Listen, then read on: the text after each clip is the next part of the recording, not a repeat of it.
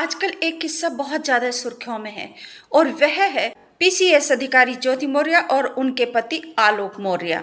क्योंकि ज्योति मौर्य के अवैध संबंध मनीष दुबे गाजियाबाद के जिला कमांडेंट होमगार्ड और उनके साथ उनके अवैध संबंध पाए गए हैं। उनके पति आलोक मौर्य ने यह आरोप लगाया है पीसीएस अधिकारी ज्योति मौर्य के ऊपर और उन्होंने सबूत भी दिखाए हैं। नमस्कार, मैं त्यागी रमिया अमरीश आप सभी का स्वागत करती हूँ चैनल पर और आप सभी से रिक्वेस्ट करती हूँ कि प्लीज चैनल को सब्सक्राइब करके घंटे को दबा दीजिए, ऑल पर भी सेलेक्ट कर लीजिए। कि जो पीसीएस अधिकारी ज्योति मौर्य है उनके अवैध संबंध गाजियाबाद के जिला कमांडेंट होमगार्ड अधिकारी के साथ मनीष दुबे के साथ पाए गए हैं और उनके पति ने उनको रंगे हाथ अपने आवास पर पकड़ा।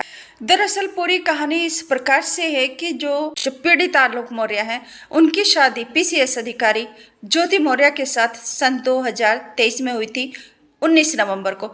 तब ज्योति मौर्य पीसीएस अधिकारी नहीं थी, वह एक सामान्य परिवार से आती हैं और आलोक मौर्य ने बताया कि तिलक में भी केवल 5,000 रुपए उनको दिए थे, तिलक में मिले थे। तो पारिवारिक कंडीशन भी, आर्थिक स्थिति भी ज़्यादा मजबूत नहीं थी।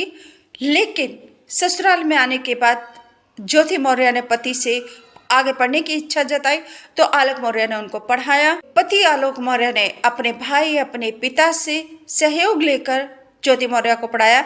यहाँ तक कि आलोक मौर्य ने बताया कि उन्होंने अपने डीपीआरओ से सहयोग लेकर, कर्जा लेकर भी अपनी पत्नी को पढ़ाया और इनको लेकर इलाहाबाद आ गए और इलाहाबाद के द काउंसिल कोचिंग सेंटर में इनका एडमिशन करवा दिया। ये पढ़ने में इन्होंने मन लगाया और अच्छी तरीके से इन्होंने पढ़ाई की और ये पास भी हो गई और 16वीं रैंक में इन्होंने परीक्षा पास की। 2015 में इन्होंने एसडीएम पद पर भी इनको चयनित किया गया और 2015 में ही आलोक मौर्य के घर पर 2 जुड़वा बेटियों ने भी जन्म लिया। यानी कि सब कुछ ठीक ठाक चल रहा था, बहुत अच्छा चल रहा था, पूरा परिवार खुश था। परंतु आलोक मौर्य कहते हैं कि 2020 में गाजियाबाद के मनीष जो जिला कमांडेंट होमगार्ड हैं उनकी एंट्री होती है और इनके परिवार में लड़ाई झगड़ा शुरू हो गया। मनीष की एंट्री इनके घर में होती है। इनकी पत्नी ज्योति मौर्य के अवैध संबंध उससे बन जाते हैं। हालांकि इन्होंने जब उसको देखा था, जब इनको शक हुआ, जब इनको एहसास हुआ कि इनके अवैध संबंध है तो इन्होंने घर में बात की, मनीष दुबे से भी बात की। लेकिन इन सब ने कहा कि नहीं, ये तो ऐसे ही बस दोस्ती है। इन्होंने सोचा, आलोक मौर्य ने सोचा कि नहीं, कोई बात नहीं, अगर अधिकारी हैं तो अधिकारियों में उठना बैठना दोस्ती तो होती ही है।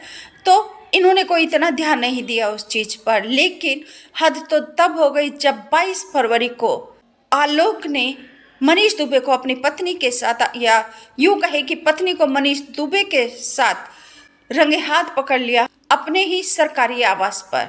एलनगंज में इनका सरकारी आवास है, तो एलनगंज के सरकारी आवास पर आलोक मौर्य ने मनीष दुबे को ज्योति मौर्य के साथ अवैध संबंध बनाते हुए रंगे हाथ पकड़ा है। सनसनीखेज है, बहुत पीड़ादायक है कि एक पति अपनी पत्नी को ऐसे देख लेता है। और मनीष दुबे वहां पर नहीं थे, ज्योति मौर्य यहाँ पर नहीं आई थी। मनीष दुबे गाजियाबाद से चलकर आलोक मौर्य के घर तक पहुंचे थे।